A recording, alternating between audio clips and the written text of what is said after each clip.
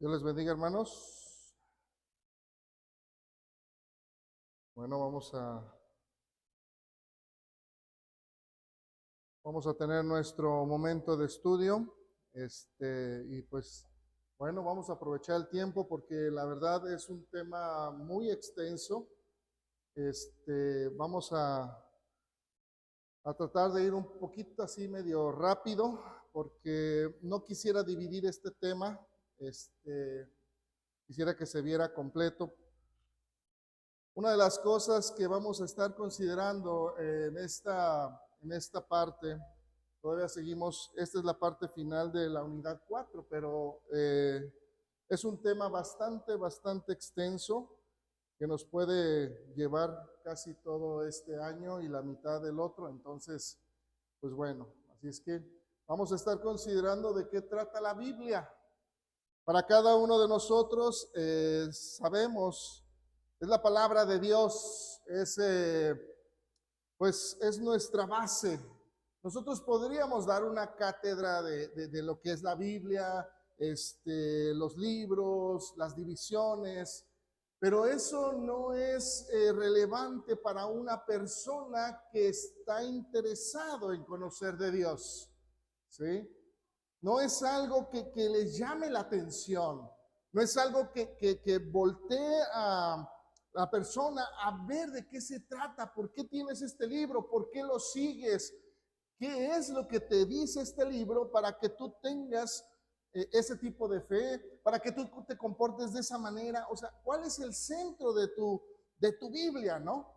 Entonces, en en pequeña introducción que vamos a tener, vamos a ver cómo nos introduce para ir conociendo la Biblia de tal manera que podamos compartir. Recuerden, nosotros ya estamos en el nivel para enseñar, ya no estamos para pues ser enseñados, ¿sí? Estos datos que vamos viendo, considerando, sí, son nuevos, hay muchos que tal vez algunos no los hemos visto, pero estamos con la mentalidad de aprender para enseñar, ¿sí?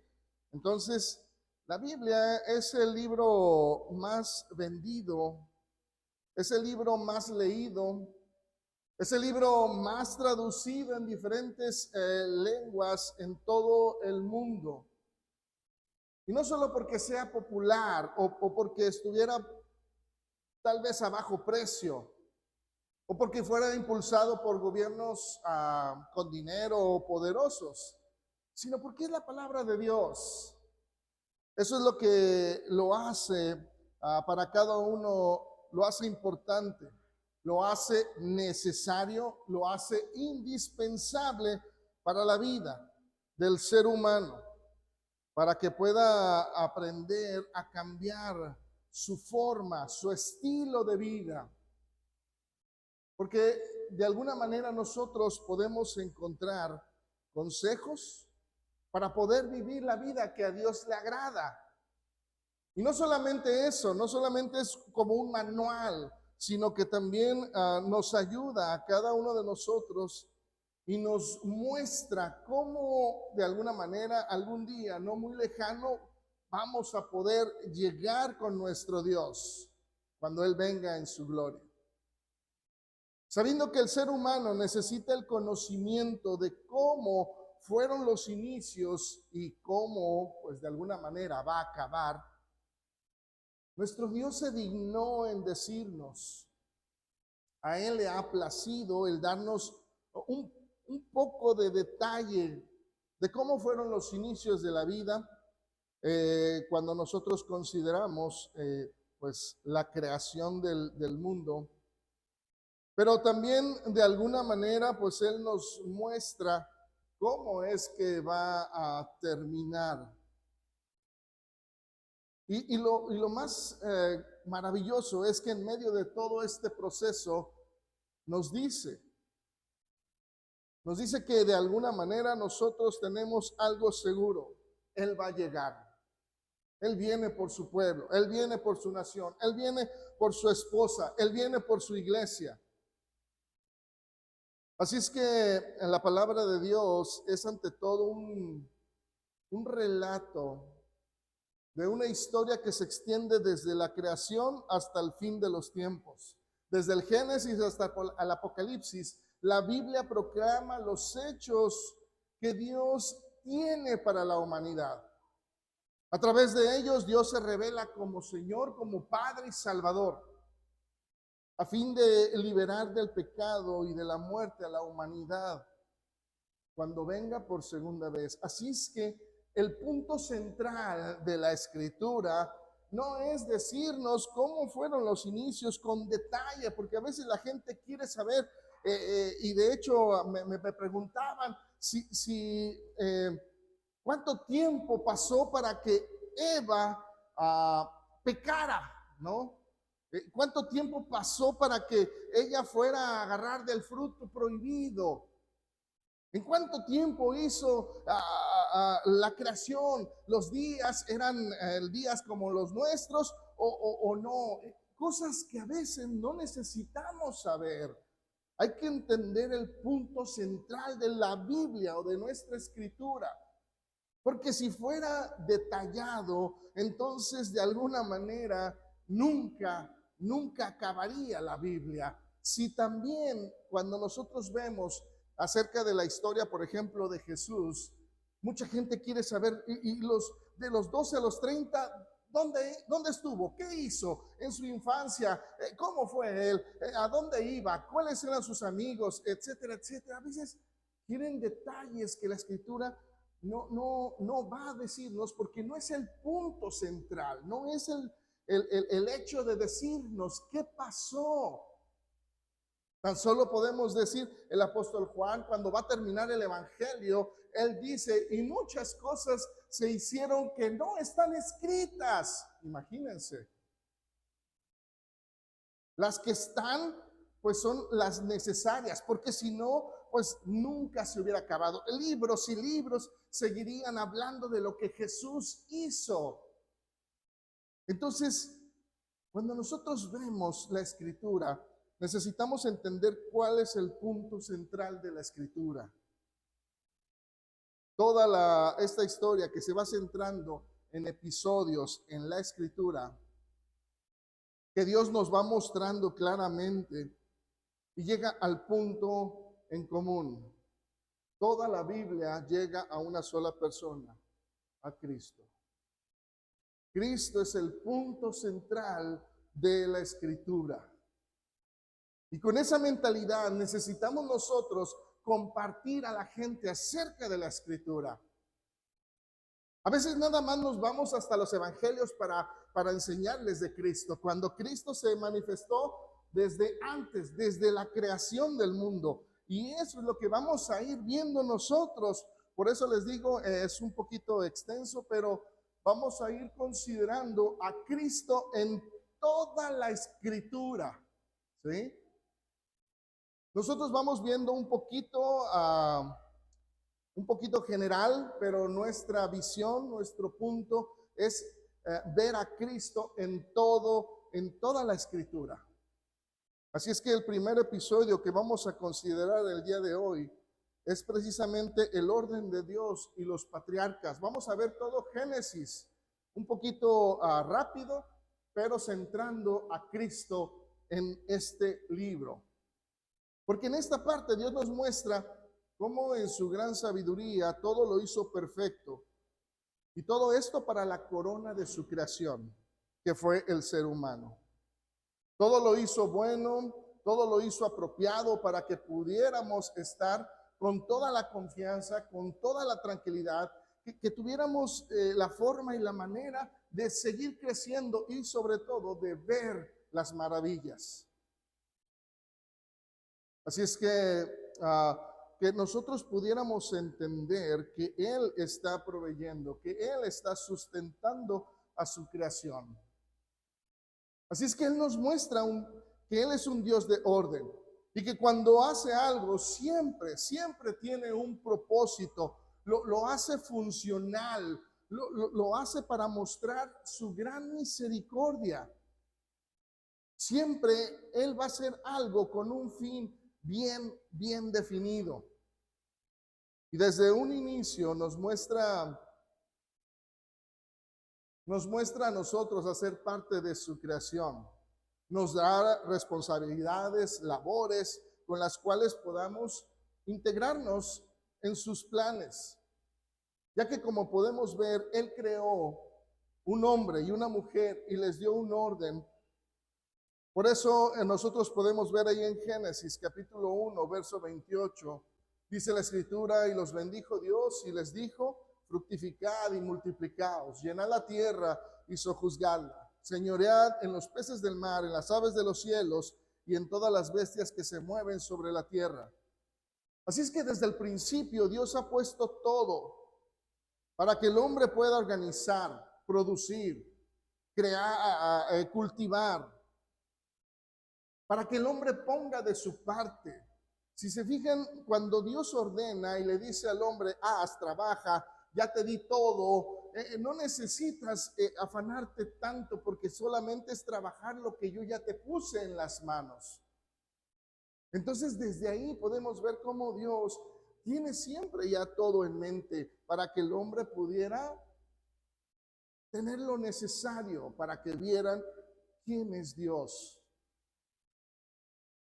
Así es que desde el primer versículo en donde nos muestra la dirección que llevará la palabra de Dios, nosotros podemos ver ahí en Génesis capítulo 3, verso 15. Desde este versículo nosotros podemos ver ya la dirección que va a tomar la palabra. Ahí en Génesis 3:15 dice, y pondré enemistad entre ti y la mujer, entre la simiente y la simiente suya. Esta te herirá en la cabeza y tú le herirás en el calcañar. Así es que este es el primer versículo que hace alusión a lo que vendría después. Esta es la primera profecía que tenemos en la Biblia. Y esto es lo que pasaría con nuestro Señor Jesús. Satanás es el enemigo y él hará todo lo posible para hacer que sigamos su camino de mal y de muerte. Por eso cuando se muestra, tú le herirás en el calcañar, hace referencia a los intentos constantes del enemigo de derrotar a Cristo durante su vida en la tierra. Pero también se hace la profecía o se muestra cuando dice, esta te herirá en la cabeza. Sabemos que la única forma de matar una víbora, una serpiente, es en la cabeza. Así es que se le anuncia la derrota de Satanás cuando Cristo se levante de la tumba. Un golpe o una herida en el talón, pues no es mortal, pero uno en la cabeza para una serpiente sí.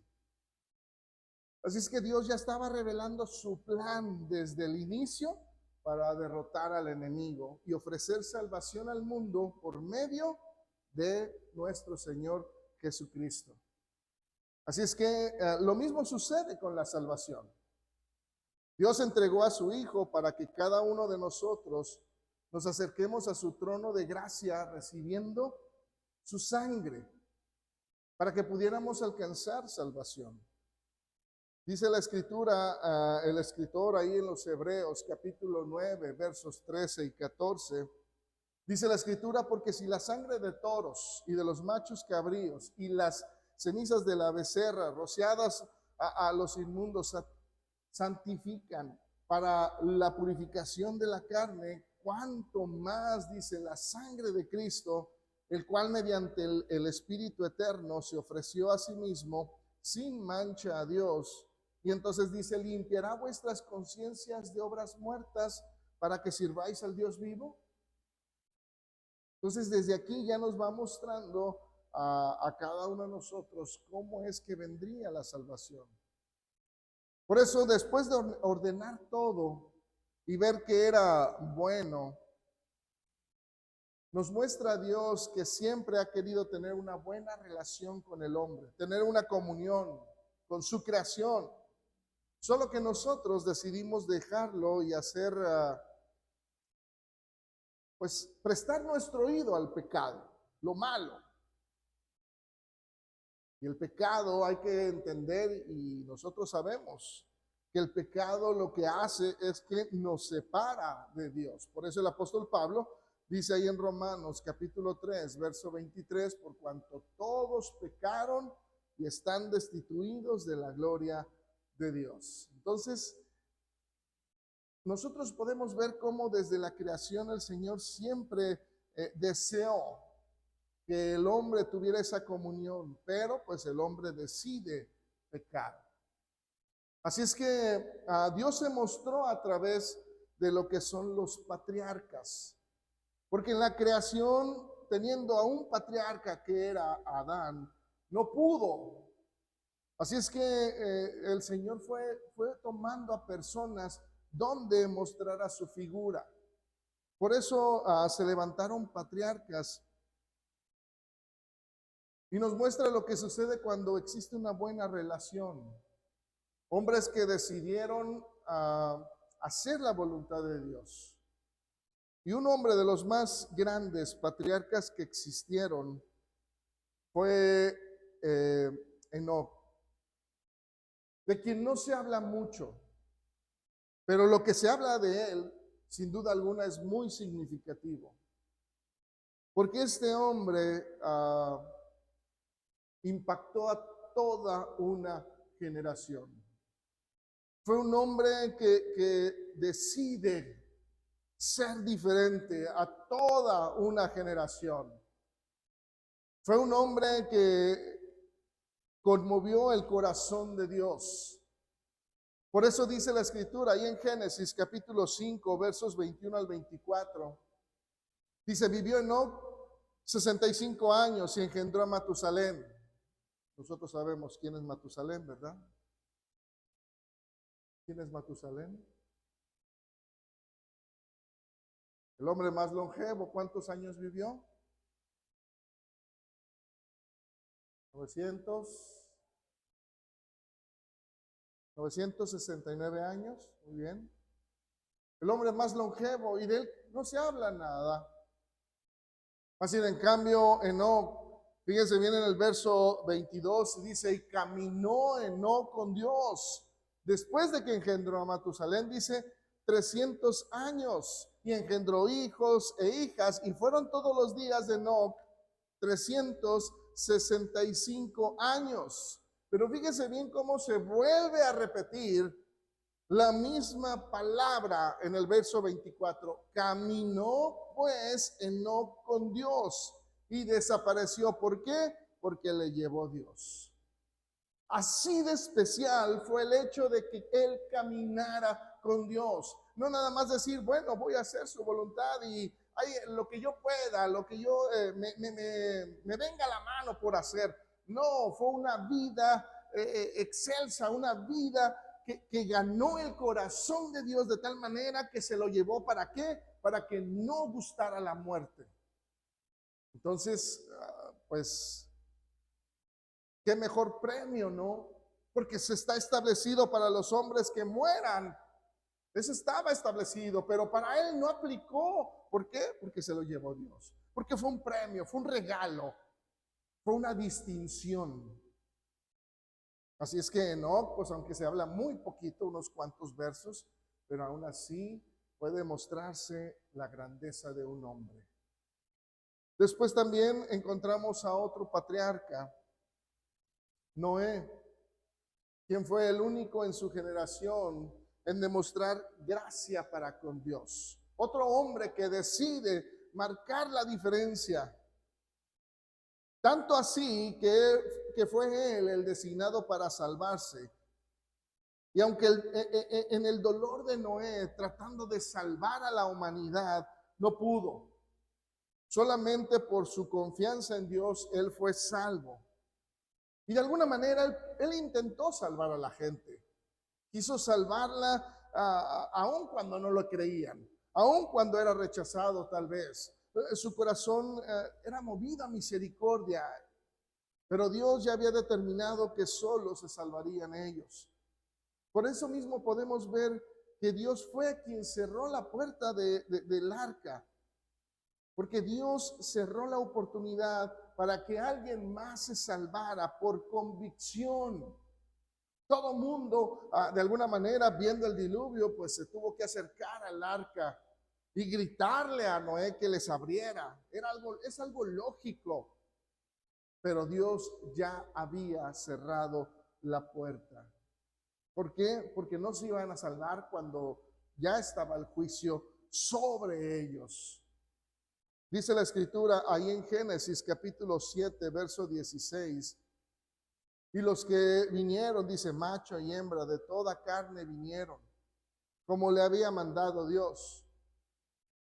Dice, y Jehová cerró la puerta. Con todo el dolor de su corazón, de alguna manera, pues Noé tal vez les hubiera abierto. Pero Dios ya había visto los corazones, había pesado sus intenciones y todo designio del corazón de la humanidad era de continuo solamente, dice la escritura, al mal. Así es que, pues, Noé fue quien halló gracia delante de Dios y por eso fue salvado. Y viene un hombre, pues también impresionante en su forma de vida. Tuvo errores, se equivocó, sí, pero de alguna manera pues es llamado o es conocido como el padre de la fe, Abraham. Este hombre a quien se le prometió un linaje tan grande como la arena del mar, como las estrellas de los cielos, y quien fue probado en su fe, Dios le demostró que verdaderamente Abraham confiaba en Dios. Uno de los pasajes más significativos, sin duda alguna, es cuando Dios le pide a Abraham que sacrifique a su hijo, que lo ofrezca en holocausto. Ese es uno de los eventos más complicados que un ser humano puede tener. El hecho de que Dios le pida a su hijo, cuando le dice, dame a tu hijo, al que amas, a tu único hijo. Y en el proceso, a veces la gente dice, ¿por qué le está pidiendo? ¿Qué no sabía? ¿Qué no conocía su corazón para que lo probara? ¿Por qué lo prueba si se supone que Dios conoce todo? Es que la prueba no era para Dios, la prueba era para Abraham.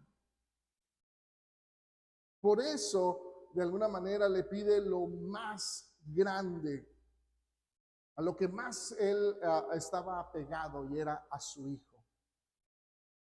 Y Abraham fue un hombre que venció ese punto.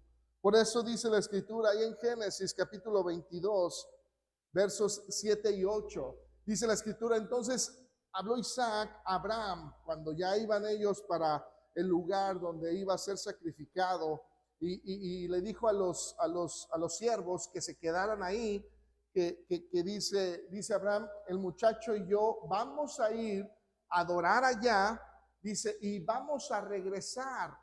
Es bien interesante cómo Abraham habla con una fe, pues a veces tan grande, porque se suponía que él iba a sacrificar al hijo. Él ya no iba a regresar, pero aún así dice, vamos a regresar. Y luego la pregunta que le hace el muchacho, le dice, aquí el fuego, ahí tenemos el fuego, la leña. Y luego entonces la pregunta que tal vez rompió el corazón de Abraham, ¿dónde está el cordero para el holocausto? ¿Dónde está? No lo veo. Yo traigo la leña, está el fuego, pero ¿dónde está el cordero? Y esta es una respuesta de fe. Dios se proveerá de cordero para el holocausto, hijo mío. Y dice entonces, iban juntos. Y sabemos la historia. Sabemos cómo termina, y Dios se provee de un cordero. Pero de ahí surge otro patriarca, y precisamente pues es Isaac, el hijo de la promesa, quien no siguió uno de los errores de su padre, que era el de tener más de una mujer. Isaac tuvo únicamente a Rebeca, a quien le fue fiel hasta la muerte. Después de Isaac tenemos a Jacob y Esaú, dos patriarcas, dos grandes patriarcas, quienes tuvieron grandes familias y quienes estuvieron decididos a seguir a Dios en su forma. Pero no todos seguimos a Dios de la manera en que Él pide. Y quien estuvo más determinado en hacerlo de acuerdo a la voluntad de Dios, según como bien le parecía, era Jacob. Por eso Dios lo bendijo con una gran familia, de donde viene precisamente su pueblo, el pueblo de Israel. Este patriarca, Jacob,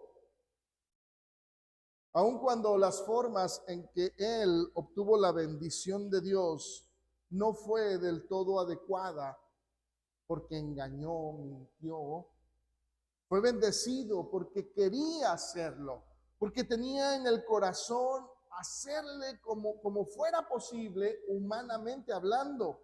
Él quería ser bendecido por Dios, aún hasta pelear con Dios. Dice ahí en Génesis capítulo 32, verso 28, y el varón le dijo, no se dirá más tu nombre Jacob, sino Israel, porque has luchado con Dios y con los hombres y has vencido.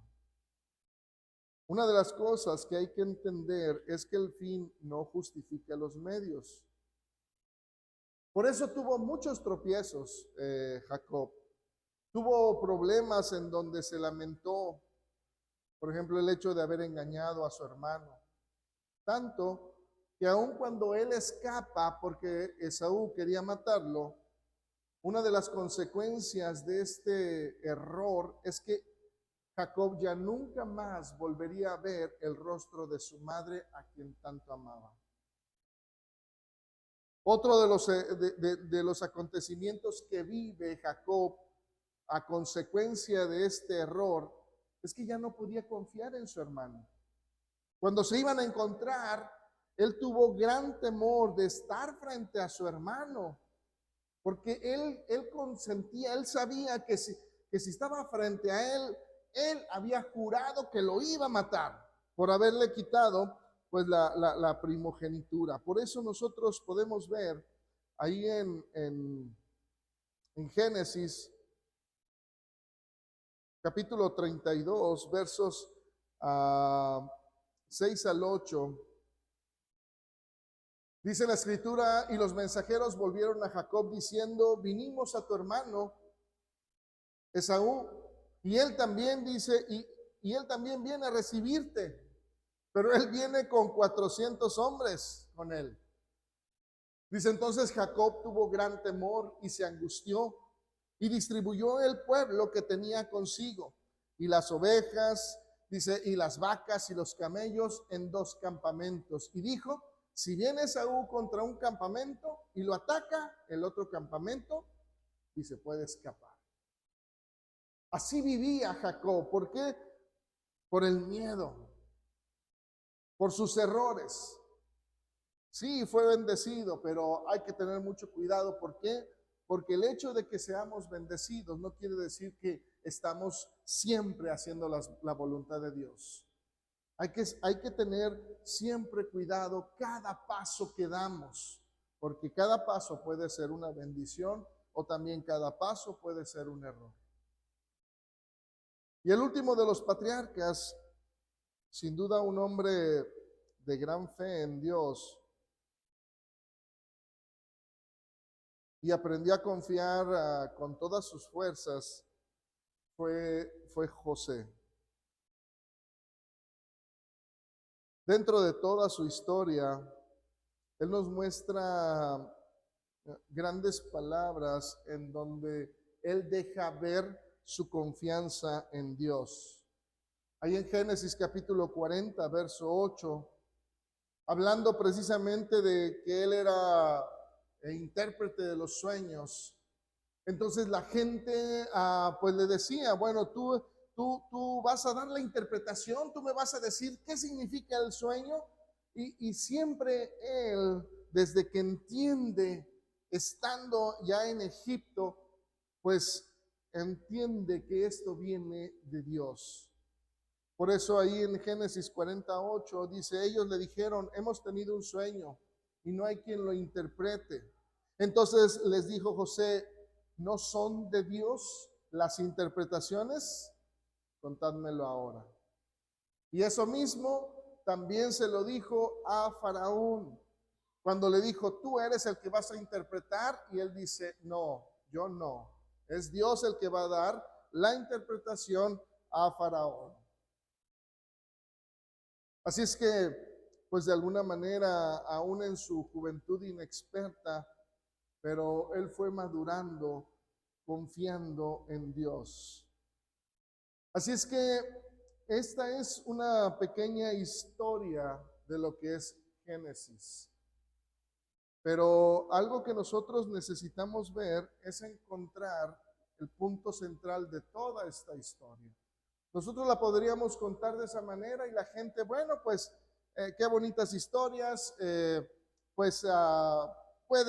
podemos aprender, sí, pero el punto central de toda la historia de la Biblia es Cristo. Y eso es lo que tenemos que ir aprendiendo, para que la gente pueda centrar su visión en Cristo. Porque Cristo está en todas las escrituras. A veces nada más nos centramos en los evangelios y no. Nuestro Señor ha estado presente desde la fundación del mundo. Por eso, cuando nosotros leíamos ahorita en nuestra lectura, Juan capítulo 5, el verso 39, por eso dice correctamente, escudriñad las escrituras. Y hay que entender que cuando el Señor está diciendo las escrituras, cuando el apóstol Pablo está hablando de las escrituras, se están refiriendo al Antiguo Testamento, ¿sí? Nosotros conocemos y decimos las escrituras ya a toda nuestra Biblia, porque ya lo tenemos. Pero cuando ellos se referían a las escrituras, ellos se referían al Antiguo Testamento, porque era lo que tenían.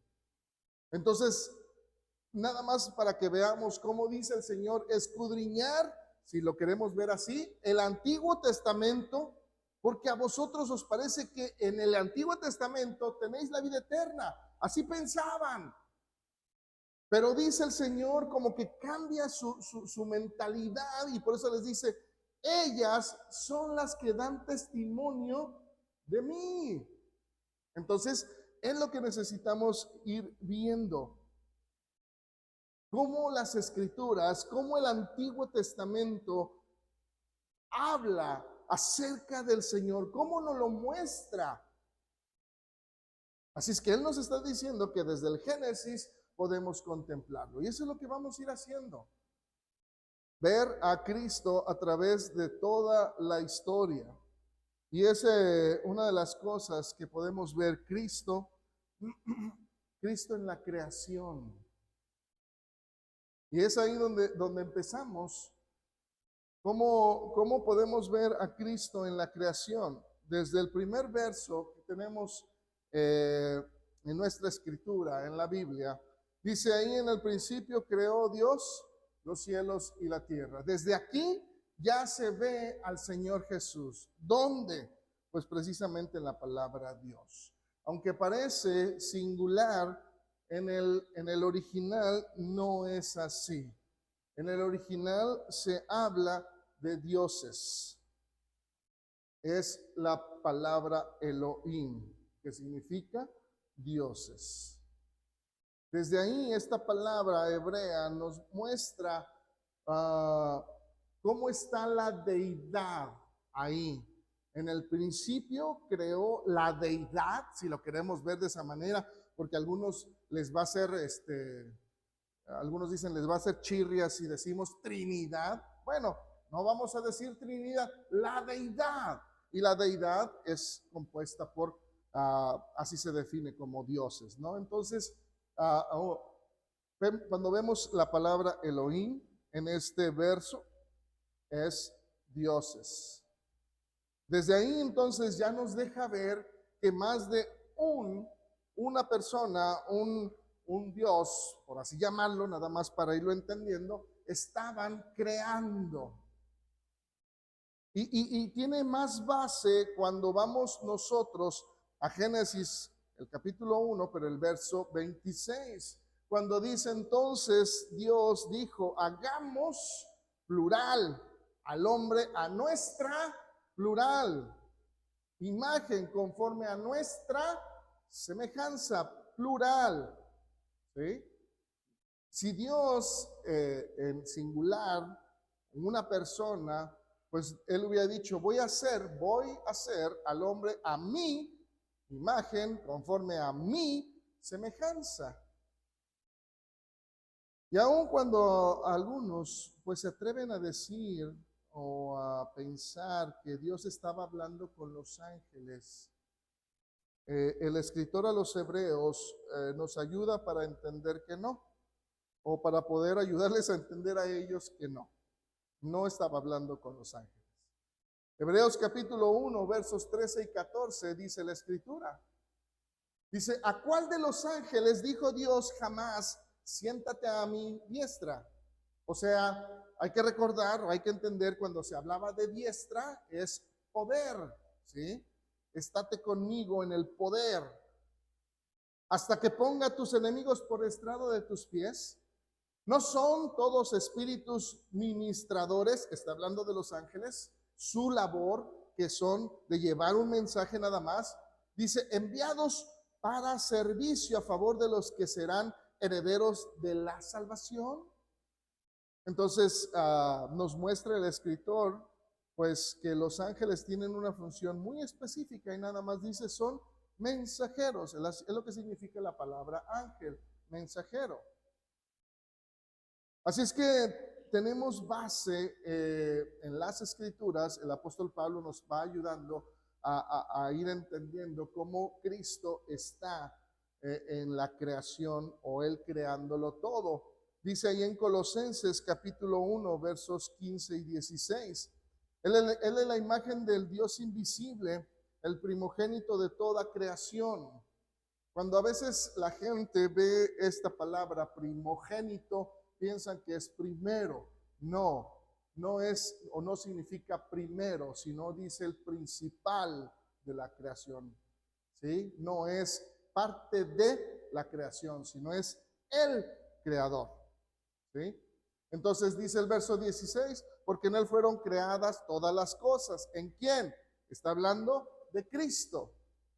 Las que hay en los cielos y las que hay en la tierra, visibles e invisibles, sean tronos, sean dominios, sean principados, sean potestades.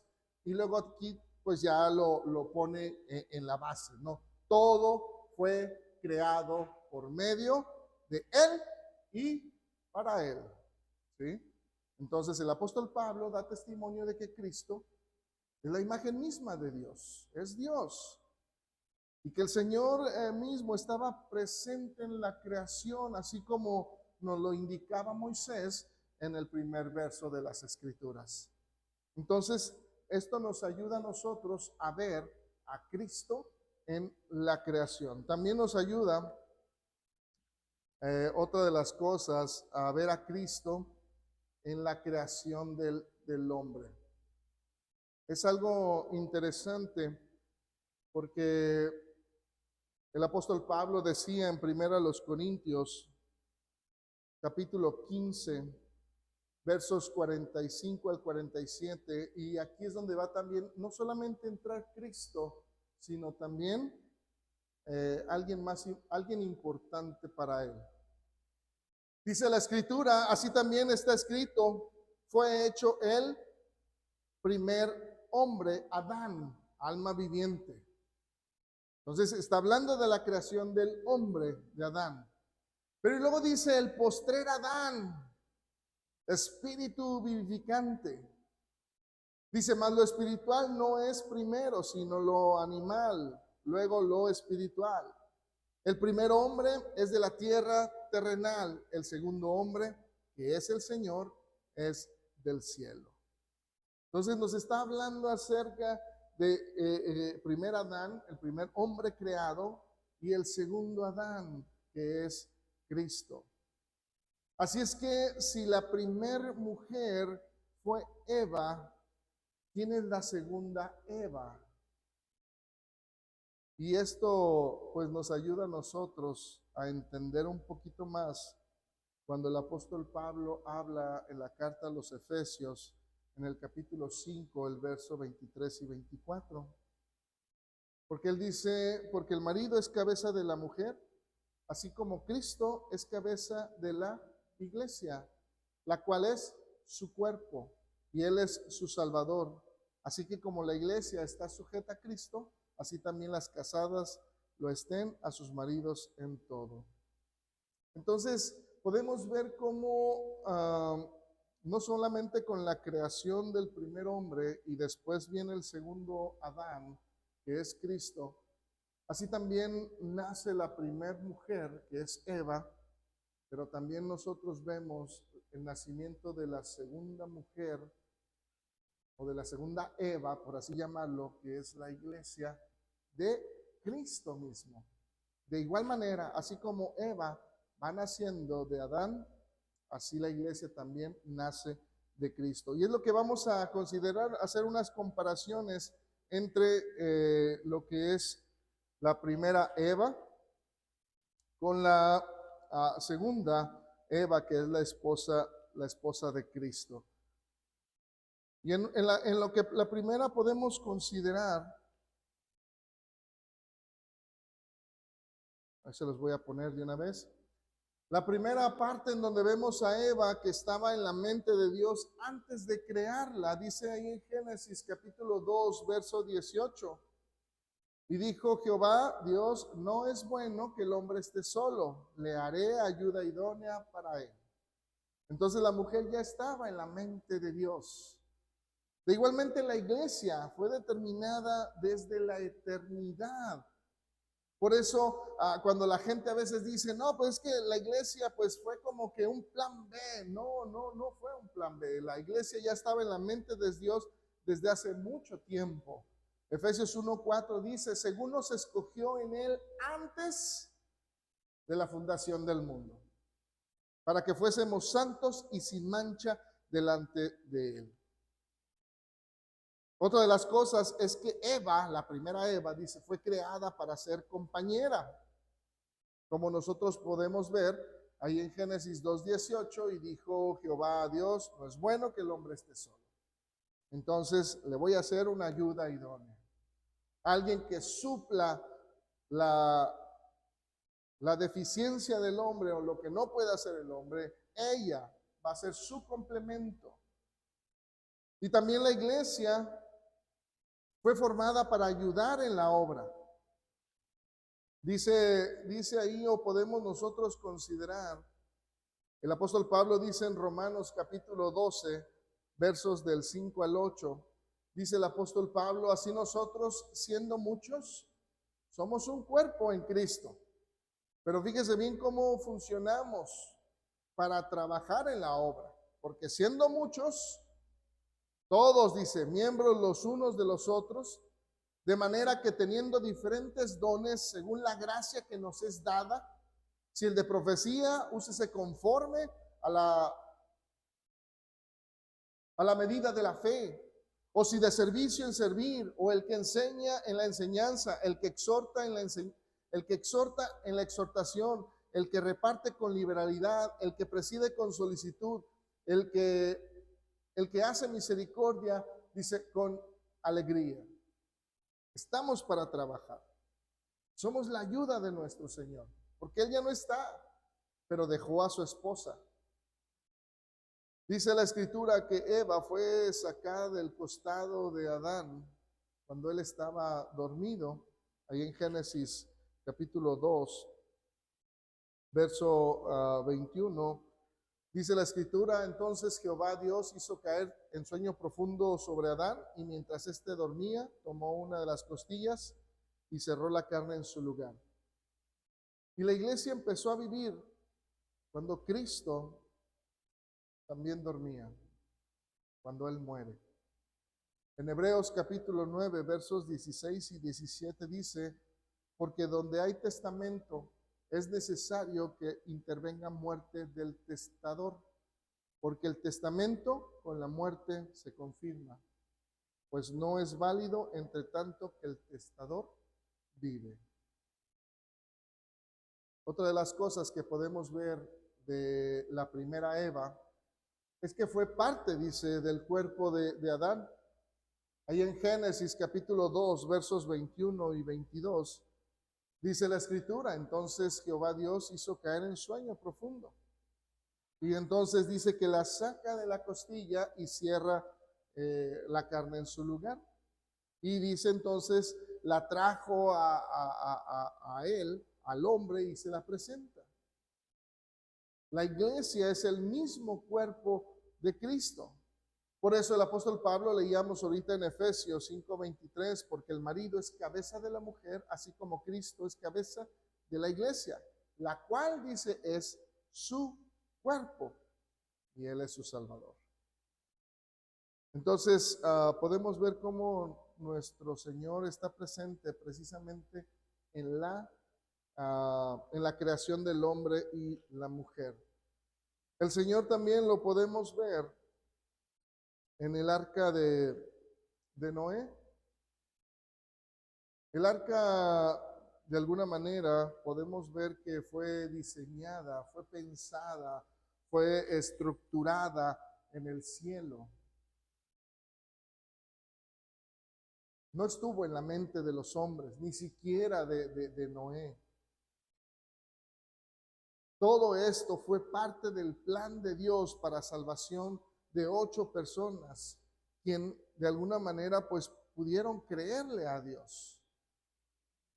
Y así también nuestro Señor Jesús procede de los cielos, aun cuando la gente pretendía creer que procedía de este mundo, que Él era humano también, común y corriente, y aun cuando Él hablaba no le creían.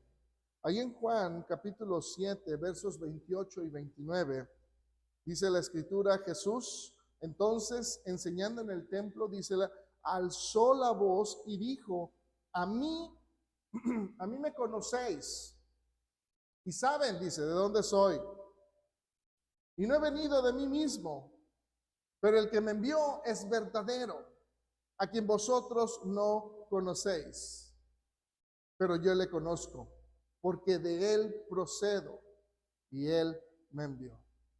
Él les estaba diciendo, ustedes sí saben tal vez quién es mi papá, quién es mi mamá, mis hermanos, terrenalmente hablando, sí, pero yo no vengo de ellos, yo vengo del Padre. Él está hablando de Dios. Por eso les dice, ustedes no lo conocen, pero yo procedo de Él. Otra de las cosas que nosotros vemos es que el arca fue hecho aquí en la tierra. Y este simbolismo de la hechura la podemos ver cuando Noé tiene que cortar los árboles de cierta madera para hacer el arca. Y este simbolismo nos ayuda a entender también la humanidad de Cristo, que fue desarraigado de la tierra, que fue cortado de la tierra. De hecho, el profeta Isaías por eso nos ayuda a entender esta parte cuando él dice ahí en Isaías capítulo 53, verso 8. Dice el profeta Isaías, por cárcel y por juicio fue quitado, y su generación, ¿quién la contará? Porque fue cortado de la tierra de los vivientes, y por la rebelión de mi pueblo fue herido. Y el arca fue precisamente el medio de salvación. Dice la escritura que toda carne murió, excepto Noé y su familia. Fueron salvados por el agua. Y este es uno de los simbolismos más preciosos que tenemos o que nos dejó nuestro Señor, porque Él nos viene a dar salvación a través del agua. Una oportunidad más para poder hacer su voluntad, porque de alguna manera pues entregamos nuestra vida a sus pies por su gracia, y esto es pues el hecho de poder ser bautizados. El medio para ser bautizados es el agua, por donde nosotros, por obediencia a sus mandamientos, pues somos salvos. Podemos ver a Cristo después de dejar el arca de Noé. Podemos ver a Cristo en la vida de Abraham.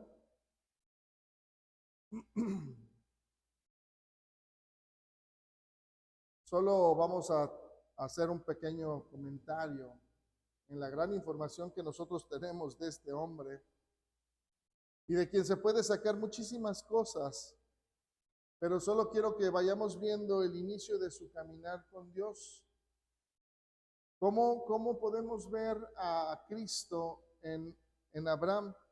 Y una de las cosas que podemos ver es que a Abraham se le pidió irse de Ur de los caldeos, de su tierra, de su parentela. Se le dijo, vete de tu tierra y de tu parentela. Y de alguna manera también nuestro Señor Jesús dejó su tierra, si lo podríamos llamar de esa manera, su lugar, ¿no? Que es el cielo. Por eso dice el apóstol Pablo ahí en Filipenses capítulo 2, verso 6, el cual siendo en forma de Dios, no estimó el ser igual a Dios como cosa a que aferrarse. Estando en gloria, estando allá en su lugar, no se aferró a él. Abraham se le pidió que dejara a sus parientes,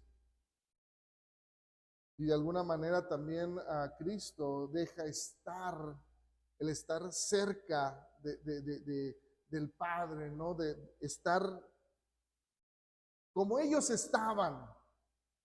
Por eso el apóstol Pablo en el verso 7 de Filipenses 2, por eso dice, se despojó a sí mismo tomando forma de siervo hecho semejante a los hombres. O sea, deja su divinidad, deja esa parte de la deidad con Dios para estar entre nosotros. Tristemente, Abraham llegaría a una tierra donde él sería extraño, donde él sería extranjero. No era su tierra, no es su hábitat, pero aún así, pues él llega. Y de igual manera, nuestro Señor Jesús, siendo el creador, llegó tan humilde, tan sencillo, y aún en sus primeros años, pues casi muere por ser un extraño. Cuando los magos de Oriente dicen, venimos a ver al nuevo rey, y Herodes dice, a ver, permítame un momento, todavía no me muero, ¿cómo es que ya viene un nuevo rey? Entonces, pues por eso él les dijo a los magos, vayan, investiguen dónde está, y luego vienen, me dicen, para que yo también vaya. Sabemos que no era así, pero él quería matarlo, pero de alguna manera, pues por eso él huye a Egipto. Y dice la escritura, ahí en Mateo capítulo 2, tenemos la historia. Mateo capítulo 2, verso 13. Dice, después de que partieron ellos, he aquí el ángel del Señor apareció en sueño a José y dijo, levántate y toma al niño y a su madre y huye a Egipto y permanece allá hasta que yo te diga, porque acontecerá que Herodes buscará al niño para matarlo.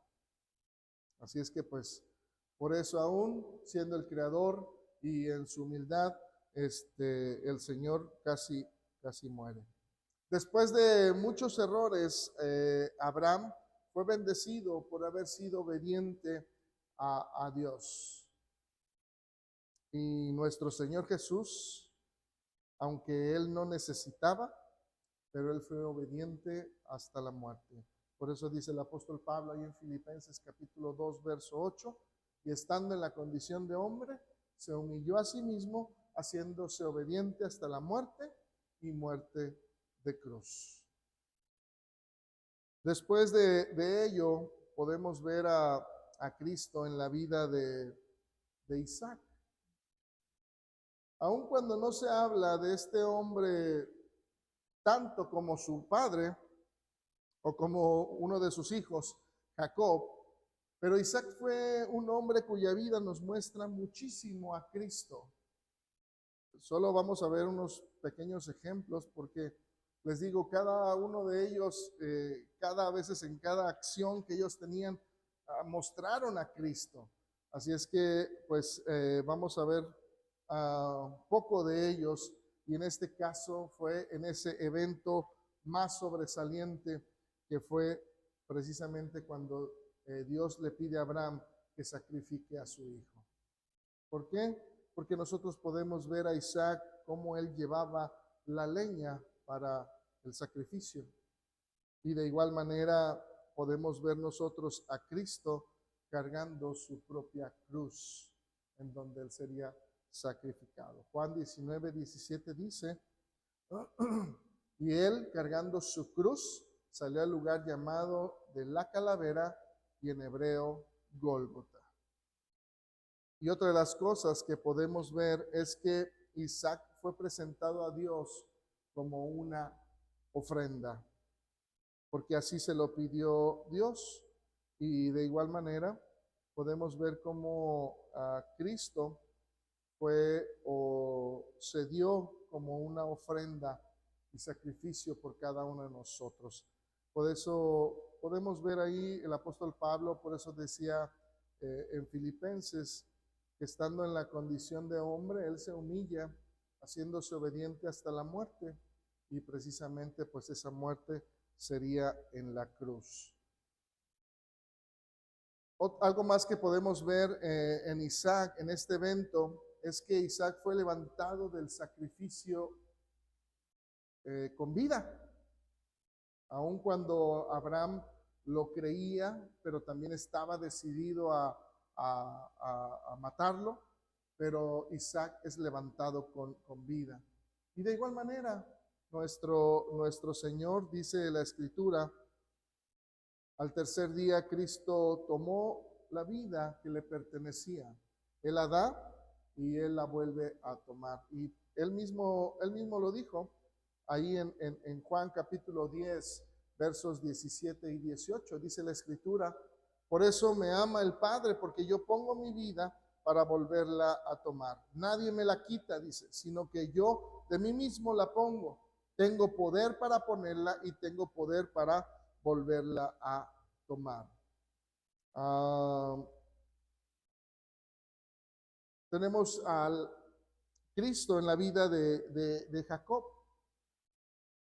Y uno de los muchos acontecimientos en la vida de Jacob, donde resalta uno, es cuando el Señor, y es donde nos muestra el Señor Jesús, es el sueño que tiene ahí en Betel, en donde él, cansado por todas las angustias, pues venía huyendo de su hermano, y dice que pues él caminó o se alejó lo más que pudo hasta allá donde no pudo más.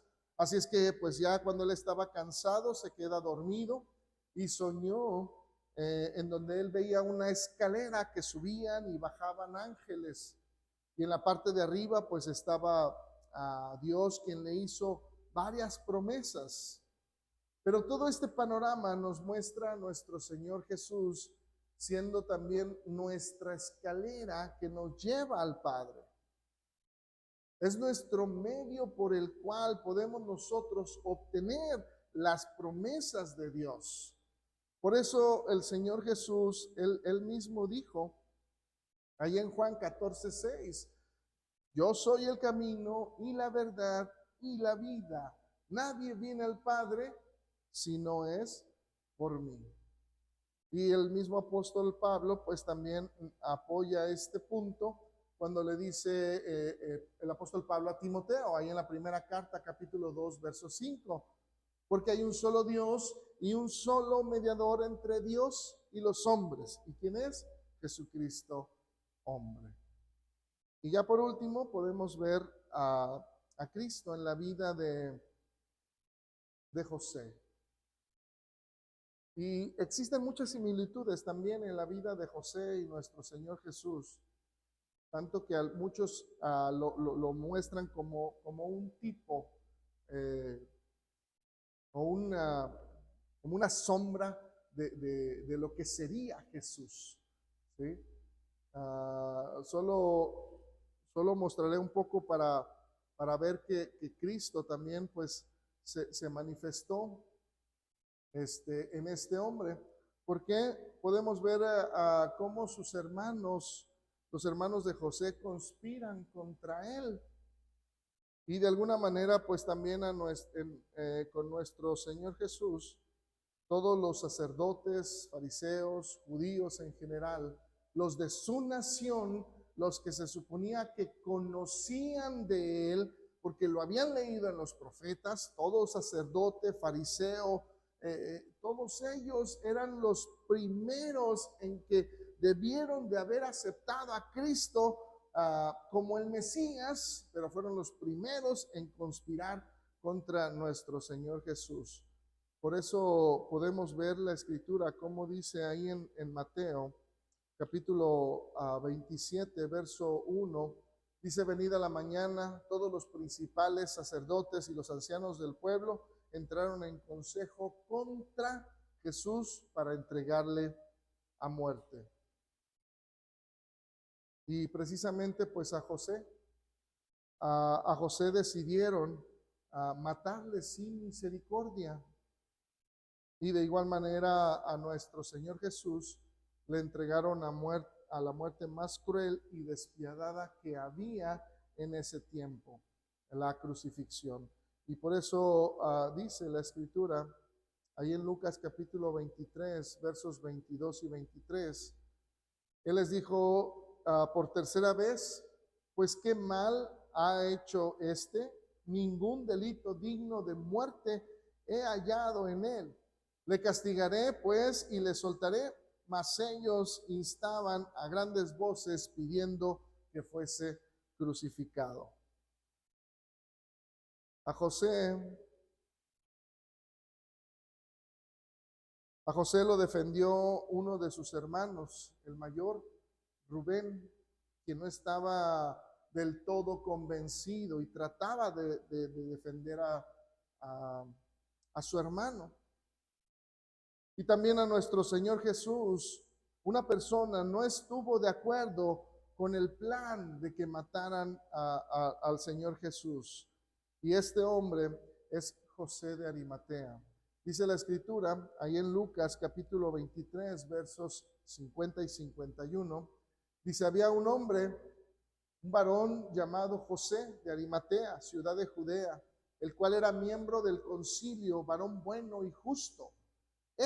Que también esperaba el reino de Dios y no había consentido en el acuerdo ni en los hechos de ellos, aun cuando pues no pesó mucho su opinión, pero él trató lo mismo que Rubén, trató de defender a su hermano, el cual no pudo. A José lo despojaron de su ropa especial, su túnica, que lo hacía pues como el primogénito. Para eso era la túnica de colores, era la distinción para decir quién era él. Y también pues a nuestro Señor lo despojaron de sus ropas para crucificarlo. De hecho pues también tenemos en la escritura cómo echaron suerte sobre su ropa. Dice ahí en Mateo capítulo 27, verso 28, y desnudándole, le echaron encima un manto de escarlata, y fue cuando pues iba a ser llevado para ser condenado. José fue vendido por sus hermanos, y también nuestro Señor Jesús fue vendido por uno de los suyos, un discípulo. Dice la escritura ahí en Marcos capítulo 14, verso 10. Entonces Judas Iscariote, uno de los 12, fue a los principales sacerdotes para entregárselos. Entonces, como podemos ver, las escrituras son muy claras, son precisas, y por eso el Señor, cuando dijo, ellas dan testimonio de mí, es porque así era. Entonces, yo sé que ustedes saben todas estas historias. El hecho es saberlas unir para poder enseñar. Por eso les decía, todo esto ya lo sabemos, pero es importante que lo podamos unir para que entonces podamos explicar que nuestro Señor Jesús fue puesto de alguna manera, por así llamarlo, desde la creación para que lo pudiéramos ver. Muy bien, pues Dios les bendiga. Dejo el lugar.